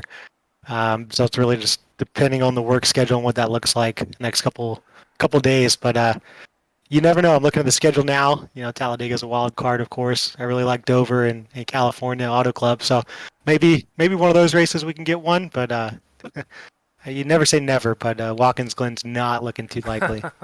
All right, well, I'll set up Pete to go ahead and call your boss and have you excused a little early if we need to do that. But before we let you go, Andrew, you got any friends, any family, any sponsors you want to give a quick shout out to? Yeah, thank my fiance. She's sitting on the couch. I traveled all weekend for work and haven't spent much time with her since I've gotten back. So thanking her for allowing me to run tonight. Rhett Tucker Racing, Rhett Tucker, Clint Castleberry, Nathan Rogie. We have a lot of fun in our Discord. The results don't show it, but we have more fun probably running this league than we do anything else. Awesome, man. Well, we love hearing that, and we're really glad to see you guys back out here. We know you took a couple week hiatus there. Obviously, have other things to worry about in life, but man, congratulations. Even though you came up short, that was one of the most memorable finishes in SRN history. So, congrats again on the runner-up, Andrew, and get to practicing for Watkins Glen next week, as it seems like it's going to be a little bit of a struggle for you. Sorry, well, I appreciate it, Greg and Peter, and maybe good to see or speak to you guys soon in the next couple weeks. All right, buddy. Take care and have a good night. Thank you. All right, Pete. Well, that was the one and only Andrew McGronigle, who just came up 9 thousandths of a second short. But, man, I got to talk to this guy right here, David Duke. It's Greg Olenek and Pete Rusick up in the booth. Now, remember, we got to keep this thing PG, but tell me how you are feeling right now and how far into your seat that your heart was when your fuel was running out there on turn number 3. Boys. I got to keep it PG. My little boy just woke up and came downstairs. But, yeah, I clicked it off going into turn 3. I had 0.07, 700ths of a gallon left, and it started to sputter as soon as I clicked it off. So I knew I had to let it roll as far as I could before I clicked it back on and stabbed it for that last little bit. And I was just watching in my mirror. I thought I was going to give it up, and I got closer. And I kept thinking, I'm going to get there, and bam, got there. Well, we were watching you with one to go, obviously, wondering what you were going to do or if you were going to make it. And we saw you kind of pull down low, and I'm going to guess probably your best friend on the track at that time, Taylor Locklear, in that 00 right there with you, either pushing you or, for it seemed like the final lap, pulling you all the way around to finish 9/100ths in front of McGronigle. Talk us through that lap. Were you having to clutch it at all, or was it just off throttle time? I think it was about 7 or 8 to go. I was talking to my guys, Jordan and Blair and Corey, and Blair had said, man, if you click your ignition, you'll make it. Click your ignition, you'll make it. So I started doing that, and actually it was 9 thousandths of a finish, not 900ths. But so I started doing that, and I figured on that last lap, the quickest way around the track at the speed in which I was running was the shortest way around the track. I was going to save as much fuel as I could and make the track as short as I could. And if I could get a sniff there, that would be good. But I was just praying that I could make it, and just trying to shorten the track as best I could for that last lap. Well, I think you made it as far as you possibly could, but yeah. You've had the most ups and downs of any driver, I think, this season. Borderline selling your stuff. I remember specifically when you listed it for sale. And now you've come all the way back. You've had some personal issues in your life that you've resolved, and you get your first win in quite a long time. This is your second win in SRN history, but your first in the Cup Series. You've been hard at work in this thing for a long time. You put in the hours, streaming out there on Facebook. You can check them out at Duke Sim Racing. But, man, what does it feel to finally have it all pay off, and then you can't even celebrate because you're out of fuel? Actually, technically, it's my first SRN win. I won the last race of season 2 of Mid-South Madness before we switched to SRN. Oh, so I haven't quite had an SRN win, but this is good, man. Like you said, I've had a rough patch of getting laid off and not having a paycheck for a couple months and just trying to scrape by, and man, for it to just come together is pretty special. I gotta thank my wife for putting up with me and letting me do this when I am home. Allie Duke at minivanvacations.com. That's the logo on my car, any travel needs, and all my teammates, Rob Yost, Blair, Corey, Daniel Keith, Rayburn, just all the guys over at Rat Pack, all the new guys that come over. We've had a pretty good team practice on Monday, and man, it's just it just all came together. I had an up and down race. I got an EOL early. I got to apologize to Mr. Bringleson, man. I got on his inside to get into one and was trying to move up to get his best entry as I could, and I wound up getting into him, and I feel bad about that. I knew as soon as it happened, I keyed up and I said I think that might be on me, but I apologize for that. But yeah, just had to fight my way back and saw an opportunity there with about 30 to go, and I knew I could go right at about 30 laps, and I was like, well, I top off now, and I don't have to come back in. Well, it sounds like you got your thank yous and love yous out of the way. So Pete's been giving me trivia all night long. I'll go out and tell you, David, that this is not the closest finish in SRN history. It's the second closest finish in SRN history. But if one of you can tell me who has the closest, well, I'll give you nothing, but you can have credit for it. I have no idea, but I really doesn't matter right now because I got this one. Well, David, it's me, and yeah, there you go. You're exactly right.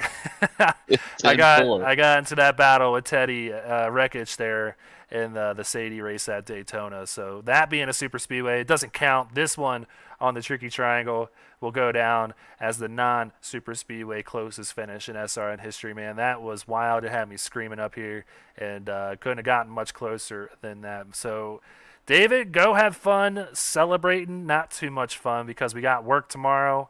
We got to get up and unfortunately go on with our daily lives. But, man, soak it up, and you get to be the winner for a week here, and you got bragging rights heading into the Glen.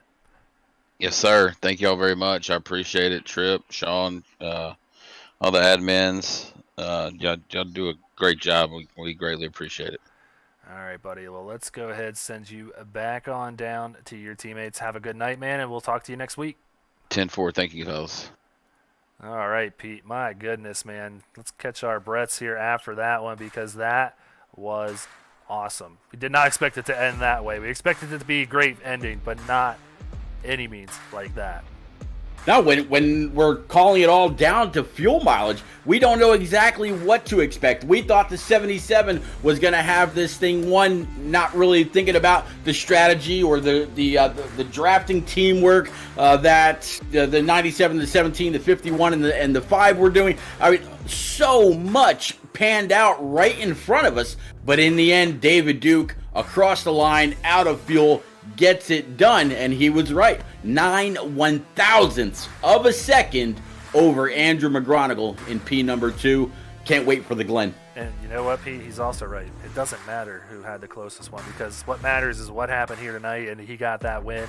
And I'm a big David Duke fan myself. I know I'm supposed to not be biased, but I know so many of these guys so well, and he's one of my favorite guys in this league and has had a lot of ups and downs this season, and this probably being one of the best ups to this point, but only getting started in that 78 camp. He is staring down the barrel of maybe piling on a few more wins here this season. But that is going to do it for us tonight, Pete. I certainly, as always, appreciate you stopping on by. But everybody out there in the chat, please hit that like button, hit that subscribe button, and hit the little bell so you know anytime that we go live. And join us tomorrow, same time. The truck's here. We got 50 laps to turn at Pocono in the truck series with the wild finishes that we've had all year long with the trucks. It's going to only get better when we get out there tomorrow. Yes, Jillian, Blair was the hard charger for this evening at plus 27. So congrats again to Blair, who's pushing his teammate right there. But yeah, that's going to do it for us tonight. Please come back tomorrow for the truck series here at Pocono. For myself, Pete, and all the admins behind the scenes, we wish you guys a good night. And as always, go faster.